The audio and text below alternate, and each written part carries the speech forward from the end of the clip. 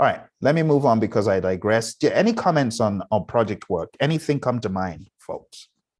I think you nailed that really well, Phil. Thank you. All right. Absolutely, Phil. Thank you. Thank you. All right, let's move on. Delivery.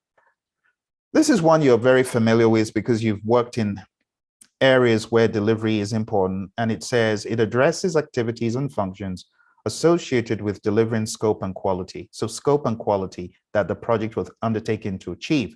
In the world of Agile, we got to be careful, right? When we say delivering the scope that the project was undertaken to achieve. It's very subjective in Agile because scope is dynamic. We don't fix our scope down. Quality, fitness for use, conformance to requirements, customer satisfaction, Kaizen. Yeah, you should be thinking about this. But it says project support, strategy execution, and advancing business objectives. I'm going to get to the punchline. It says business value often continues to be captured long after the project has ended. So yes, you may deliver the scope and the quality, but the outcome, we want to see those benefits that we set out to achieve actually being realized. Does this concept make sense? What are your first impressions? You know, Phil, I think when I think about delivery, I always, I think about quality as well. And as it talks about meeting the requirements of the scope, sometimes, as we know, those terms of scope creep and gold plating, where we want to build out something besides of what the customer is really truly asking for. You can fall guilty to that because of maybe what you experience and what you're seeing as you're building this particular project up. But at the end of the day, I think you need to ensure that you're delivering on what the scope is and addressing and making sure that the quality is good, and then the product will speak for itself. That's a great way of looking at it. Thank you for that. Daryl, any thoughts? For me, Phil, Agile and Scrum sticks out to me because in today's day and age, technology is forever growing, and Agile can play a huge part in this domain. Yeah, absolutely. Yeah, you're very correct. The delivery cadence is very important to talk about because it could be delivered in several increments, several iterations, or it might just be delivered one time. And it's, again, a nice place to talk about the Agile Practice Guide, pages 18 and 19, that clarify the different ways you can deliver. You'd either deliver predictively in an iterative way, which is many cycles, but only one delivery, incrementally, which is delivering several smaller increments, or Agile, several small increments. So right on the money with that, Darryl. Let's move on to the measurement performance domain. I love this performance domain because a lot of people on projects find themselves with useless KPIs. You know, the 7th edition calls them vanity metrics. They're just measuring stuff that may look good on paper, but it does nothing for you. It is valueless. And we don't want to get into that habit. Case in point, my buddy Roy always talks about this company he was affiliated with, and management said, oh, we want the metric of how many defects you find, test team. So guess what? The test team was being given bonuses if they found a whole boatload of defects and bugs. So what happened? The KPI generated bad behaviors. So what happened was the developers were now in cahoots with the testers. So the developers intentionally created some defects, not anything that would absolutely rock the boat, but enough to make the testers look good. So there were a lot of planted defects that the testers were finding, and they were getting bonuses based on being in cahoots with the developers because they're their buddies and they want them to get the bonuses and to look good. That's a bad metric. And a bad metric to use for rewarding the team. So in PMBOK 7, the idea is be careful what you measure, because if you're measuring nonsense, you could be generating bad behaviors and maybe not helping yourself, shooting yourself in the foot. But I'll talk a little bit more about that. But what is your first impression? Just reading this first section with me, the measurement performance domain addresses activities and functions associated with assessing project performance and taking appropriate action to maintain acceptable performance? First impressions. That's a great question, Phil. I mean, there's so much to unpack here, and I know you're going to do it. So, but I really think it reminds me of just status reports and how that as you mentioned, that vanity of KPIs that hold no value. It doesn't address the outcome of what we're looking to get out of why we're doing this project. It's just addressing the results. And the results, even though they're good, they still are not what the end customer wants. They want the outcome. Outcome being, when you finish this widget, I'll be able to take this widget and do X, Y, and Z with it with my organization. So being able to have true measurements of where we are, and where we're going is always going to be key.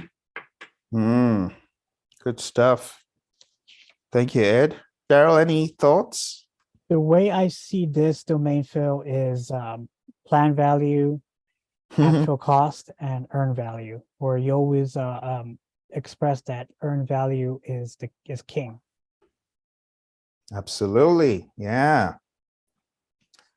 Very good deal. Thank you. Let me just take us down. I promise I'm not going to get on a rabbit trail. I promise. I will be brief. But I got to show you my favorite page in this book. It's page 112, where we begin talking about measurement pitfalls. And this is for all my friends in companies. You know, you got your pretty little KPIs and your dashboards and your scorecards. Let's have an honest conversation about measurements. It says project measures help the project team meet the project objectives. However, there are some pitfalls associated with measurement. Awareness of these pitfalls can help minimize their negative effect. So let me walk you through them. Number one is the Hawthorne effect. And the Hawthorne effect states that the very act of measuring something influences behavior. Remember my story about those developers in cahoots with the testers? Why was that? The Hawthorne effect. Therefore, take care in establishing metrics. For example, measuring only a project team's output of deliverables can encourage the team to focus on creating a large volume of deliverables rather than focusing on deliverables that would provide higher customer satisfaction. The next one is a vanity metric I talked about. A vanity metric is a measure that shows data but does not provide useful information. I'm sorry to say, a lot of teams, they got vanity metrics. It looks good. Management, oh yeah, they're keeping track. That's garbage. You got to make sure that whatever you're measuring is important. Measuring page views of a website, for example, is not as useful as measuring the number of viewers, the number of new viewers, rather. If you're just measuring page views, how do you know that it wasn't the same person viewing 1,000 times? You know, that's kind of the argument that the 7th edition is making here. Next one is demoralization. If measures and goals are set that are not achievable, project teams' morale may fall as they continuously fail to meet targets. So there's such a thing as stretch goals. Yes, yes, yes. But people also want to see their hard work recognized. And if they're never attaining it, it's not going to be recognized. So you got to beware. Another pitfall is misusing the metric. Let me just tell you one of the one I hate the most. It's using velocity as a measure of team performance. It's foolish. We don't do that when we are mindful in the world of Agile. That is not a good way of measuring, because you do know that velocity is a factor of many different things. One being capacity, another one being the general complexity of the content that you just got done trying to work on for that sprint. So don't get sucked into misusing the metrics. It says, regardless of the metrics used to measure performance, there is the opportunity for people to distort the measurement or focus on the wrong thing, focusing on less important metrics rather than the metrics that matter the most, focusing on performing well for the short-term measures at the expense of long-term metrics, working on out-of-sequence activities that are easy to accomplish in order to improve performance indicator. You see, you can always game the system, you know, which is why when people say, oh, we want to use velocity as a measure, I'm like, don't be dumb. The team's just going to hike up their story points and make the story points worth a lot more if they know that you're measuring them based on velocity. It's dumb. Don't do it. The next one is confirmation bias. As humans, we tend to look for and see information that supports our pre-existing point of view. This can lead us to false interpretations of data. The final one is correlation versus causation. This one is a common mistake in interpreting measurement data. It's confusing the correlation of two variables with the idea that one causes the other. For example, seeing projects that are behind schedule and over budget might infer that projects that are over budget cause schedule issues. This is not true, nor is it true that projects that are behind schedule cause budget overruns. Instead, there are likely other correlating factors that are not being considered, such as skill in estimating, the ability to manage change, and actively managing risk. So since we talked so much about performance in this one, I'm going to ask Daryl, because I know he's very fond of the earned value topic. So based on all this stuff I've said, what are some ideas? Because I know you're the ideas guy. What idea came into your head, Daryl?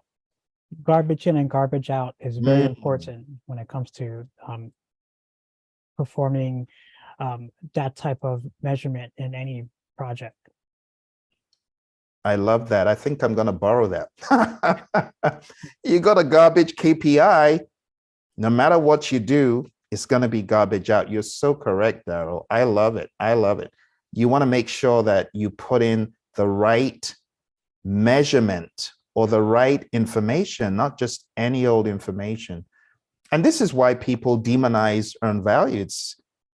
They put in garbage, or they are already thinking of gaming the system, and therefore they see it as being useless, which is wrong. Good deal. Good deal. Thank you. Ed, what came to mind as we went through this? I really like the way Daryl summed it up: garbage in, garbage out. I mean, it's really one of those things. You can't even add any more coals to stoke the fire anymore, because you guys nailed it with that. Awesome. Thank you. Thank you very much.